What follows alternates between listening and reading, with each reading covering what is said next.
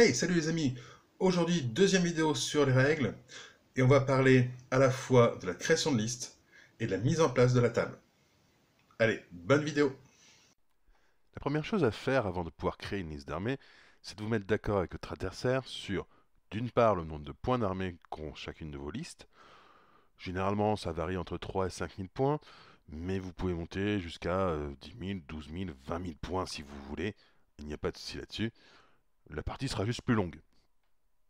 Une fois que vous avez choisi le nombre de points d'armée, vous devez aussi choisir le scénario que vous allez utiliser. En effet, la liste que vous allez faire va dépendre du scénario utilisé, certaines unités étant plus adaptées pour tel scénario ou pour d'autres, et vous n'avez pas forcément envie de jouer de la même façon que vous jouiez en scénario Apocalypse, en scénario Maelstrom, ou en scénario Conquête, ou même dans un autre scénario que vous avez créé vous-même, ou que vous avez pu récupérer, puisqu'on va mettre à disposition d'autres scénarios très bientôt sur le site. Une fois ces deux points faits, et aussi la date et le lieu choisi, on ne sait jamais, ça peut servir quand même.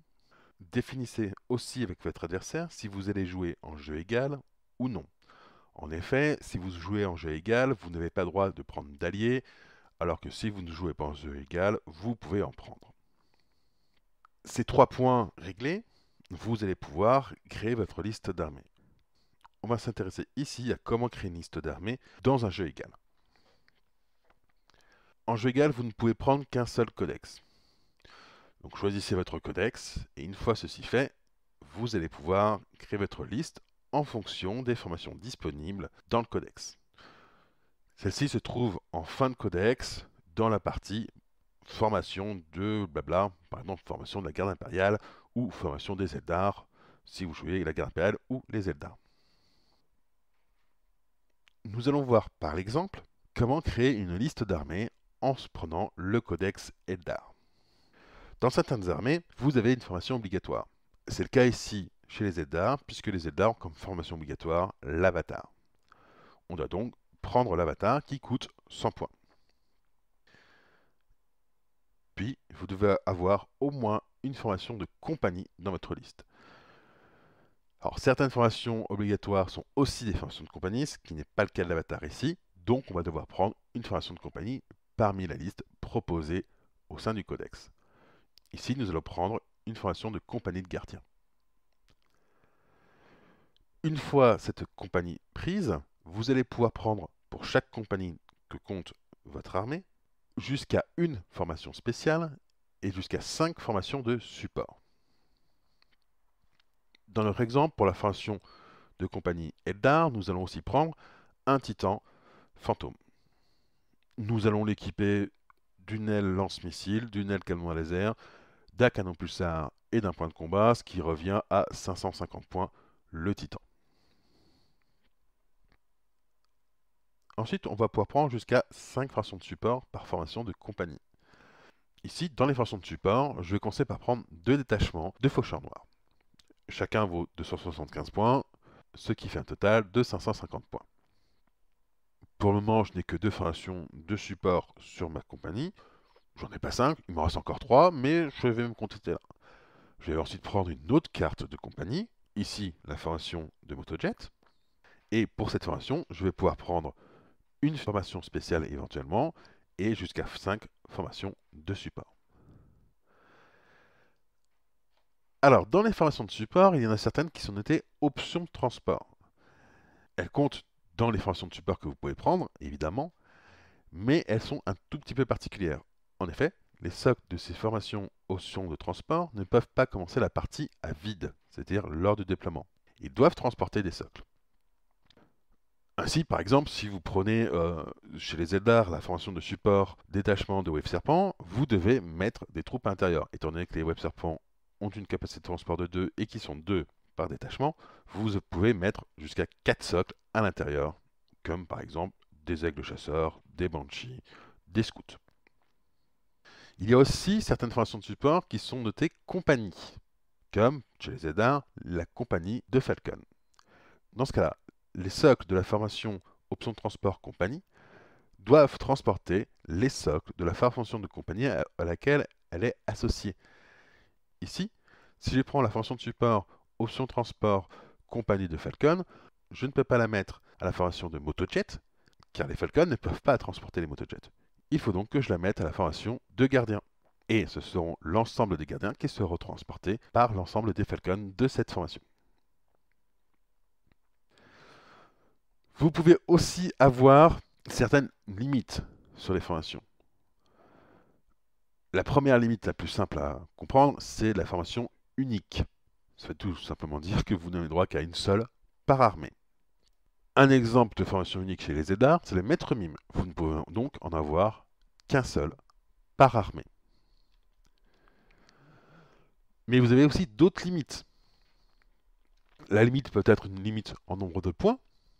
Par exemple, une formation par tranche de 5000 points, auquel cas c'est par tranche de 5000 points incomplète. C'est-à-dire que si vous êtes à 4000 points, vous pouvez en prendre une. Si vous êtes à 6000 points, vous pouvez en prendre deux. Ça peut être aussi d'autres limites qui sont tout simplement expliquées dans les règles. Reportez-vous dans ce cas aux règles du codex pour connaître ces limites.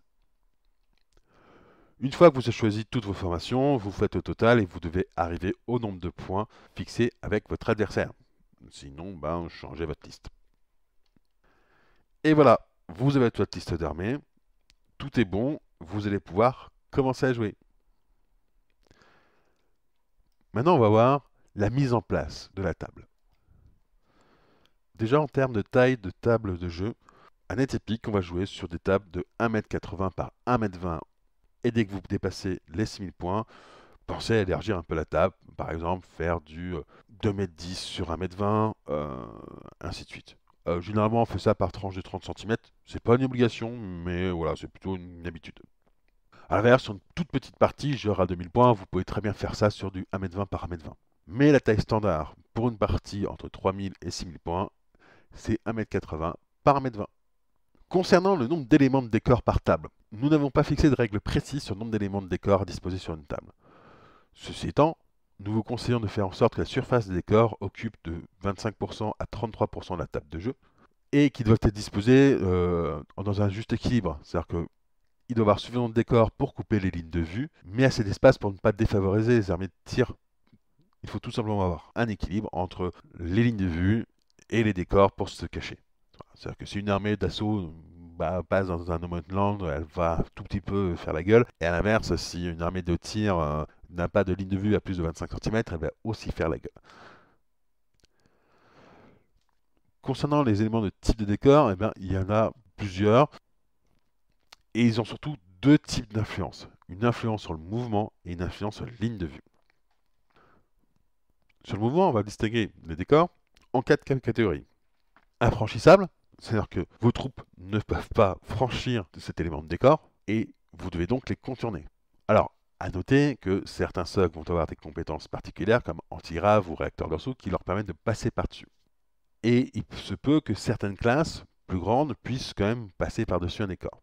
Deux bons exemples de décors infranchissables, c'est les rochers et les rivières. Alors, les rivières, les titans peuvent les traverser, comme les prétoriens, le reste, ça fait glouglou. Ensuite, on va avoir des décors gênants. Les décors gênants vont tout simplement gêner le mouvement des socles ou au moins une partie d'entre eux, suivant leur classe de blocage. Alors, de bons exemples, ça va être les ruines, les forêts. On va avoir aussi les structures. Les structures sont des décors où seuls certains types de socles, généralement l'infanterie ou l'artillerie légère, peuvent rentrer. Les autres socles doivent alors contourner ces structures. En fait, ce sont tout simplement des décors qui sont gênants pour certains et infranchissables pour d'autres. De bons exemples de structures, ce sont tout simplement les bâtiments. Et enfin, on a les décors sans impact sur le mouvement. Et bien là, comme leur nom l'indique, ils n'ont aucun impact. On va pouvoir penser par exemple aux collines. Si ce n'est pas précisé dans la description du décor, c'est qu'il est sans impact. Ensuite, on va avoir une influence sur les lignes de vue. Là encore, quatre possibilités. La première, obstruant, ça veut tout simplement dire que le décor coupe les lignes de vue. Exemple, les rochers, une colline. Alors, à noter que si jamais le décor est sans impact concernant le mouvement, il n'est obstruant que si la ligne de vue doit traverser le décor. Pour les socles qui sont sur le décor, comme sur une colline, on utilise les lignes de vue réelles.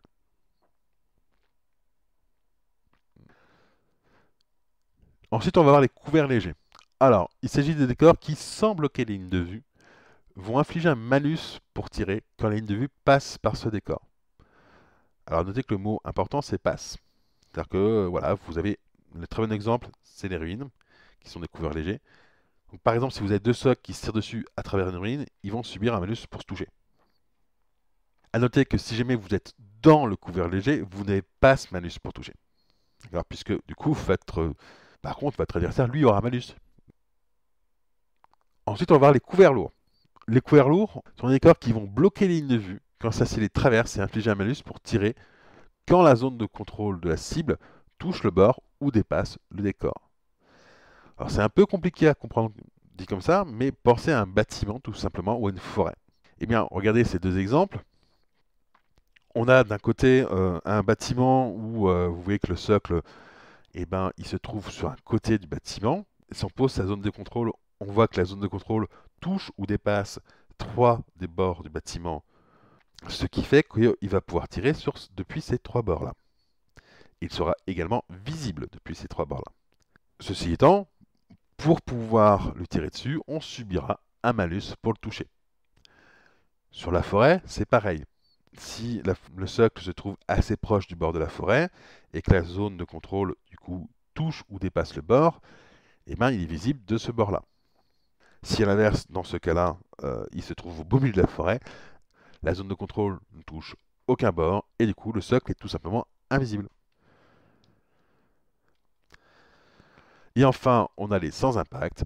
Dans ce cas-là, il s'agit de décors qui n'ont aucun impact sur les lignes de vue. Quand un décor est sans impact, ce n'est pas précisé car ça n'influence pas le jeu. Alors je vous mets ici quelques exemples de tables qui sont parfaites. Vous voyez que chacune d'entre elles a des lignes de vue qui diffèrent, hein. Donc certaines ont pas mal de lignes de vue, d'autres un peu moins, mais permettent à chaque fois effectivement de pouvoir se cacher à gauche, à droite. Voilà, j'espère que cette vidéo vous a plu. Si c'est le cas, n'hésitez pas à la partager, à liker, à commenter et à vous abonner. Et je vous dis à plus les amis. Ciao!